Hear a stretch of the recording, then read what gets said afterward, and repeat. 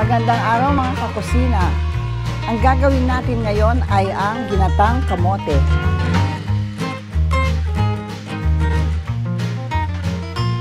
Ang mga ingredients natin ay meron tayong brown sugar, pandan leaves, kamote, tsaka gata. Unang gagawin natin, caramelize natin ang sugar. To taste lang naman po.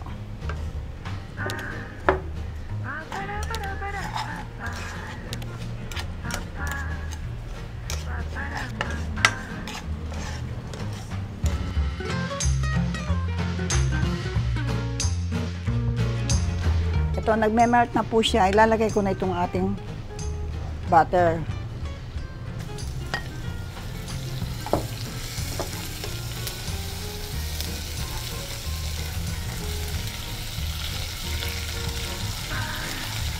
Saka ko na ilagay itong ating gata.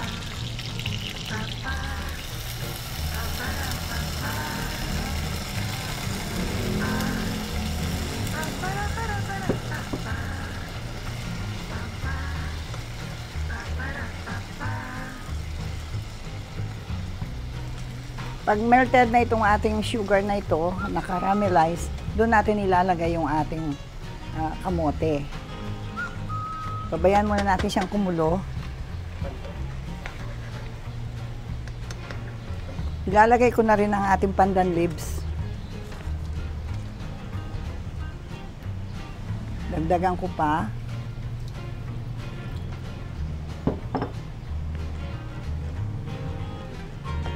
Tsaka natin pakuluin, no?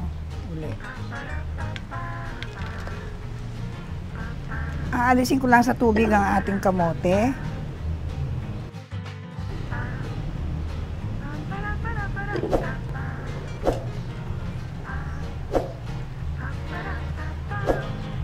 Ito po, wala nang buo-buong sugar sa ilalim.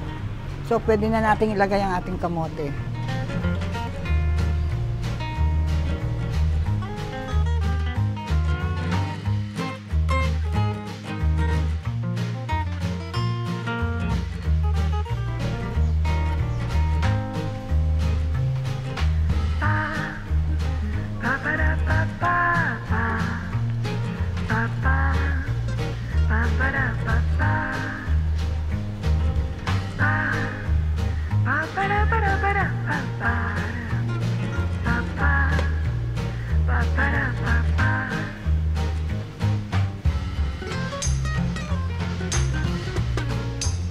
Mahal natin pong takpan, no?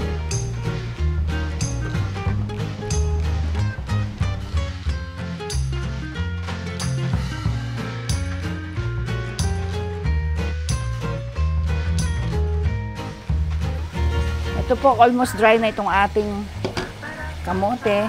So, maglalagay na po tayo ng unang piga ng gata. The first extract po ng ano.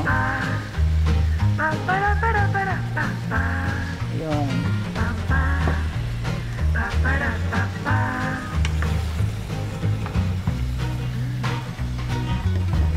Maghintay na lang tayo dito mga 2 to 3 minutes. Ayun na, tapos na po siya.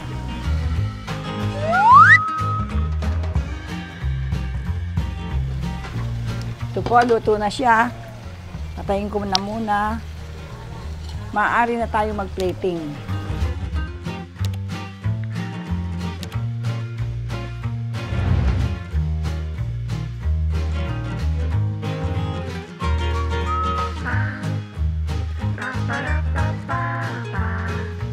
Ngayon po, lalagyan natin ng fresh milk.